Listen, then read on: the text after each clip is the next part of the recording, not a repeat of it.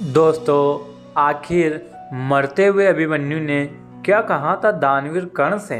जी हाँ दोस्तों, सभी जानते हैं कि अभिमन्यु चक्रव्यूह में फंसकर इसीलिए मारे गए थे क्योंकि उन्हें चंद्रव्यूह को भेदना नहीं याद था।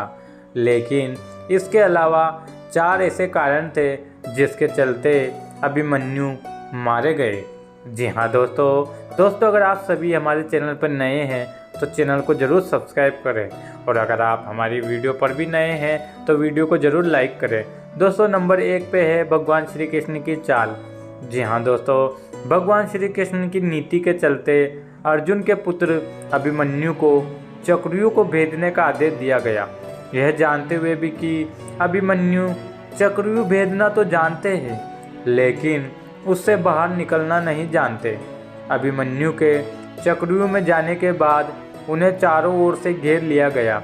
घेर कर उनकी जेंद्र सहित 7 योद्धाओं द्वारा निर्मल तरीके से हत्या कर दी गई, जो कि युद्ध के नियमों के विरुद्ध था।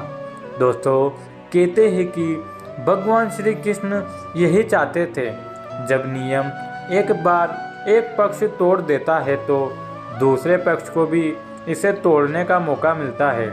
इसी के साथ दोस्तों, नंबर 2 पर अभिमन्यु के साथ नहीं जा पाए अन्य योद्धा। जी हाँ दोस्तों प्रारंभ में यही सोचा गया था कि अभिमन्यु चक्रव्यूह को तोड़ेगा और उसके साथ अन्य योद्धा भी उसके पीछे से चक्रव्यूह में अंदर घुस जाएंगे।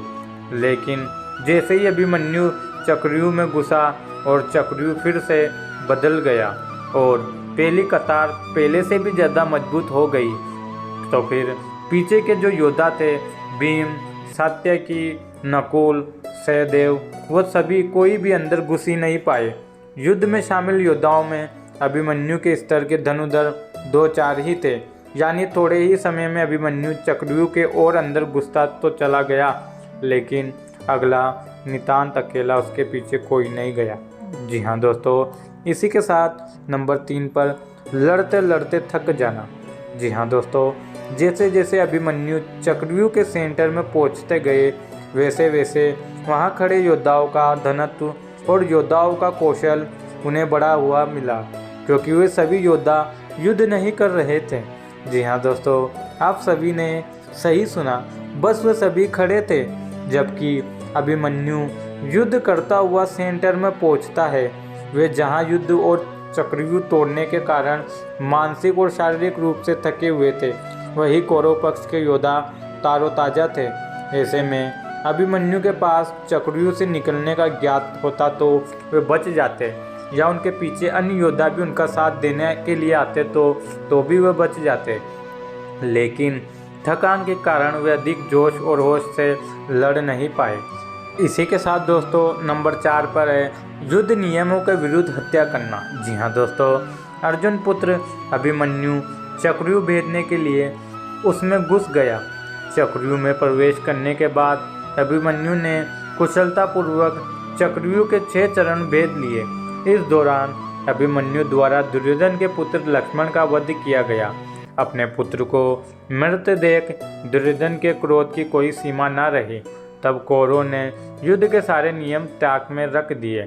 6 चरण पार करने के बाद अभिमन्यु जैसे ही 7वें और आखिरी चरण पर पहुंचे तो उसे दुर्योधन, जेंद्र आदि 7 महारथियों ने घेर लिया। अभिमन्यु फिर भी साहसपूर्वक उनसे लड़ते रहे। सातों ने मिलकर अभिमन्यु के रथ के घोड़ों को मार दिया।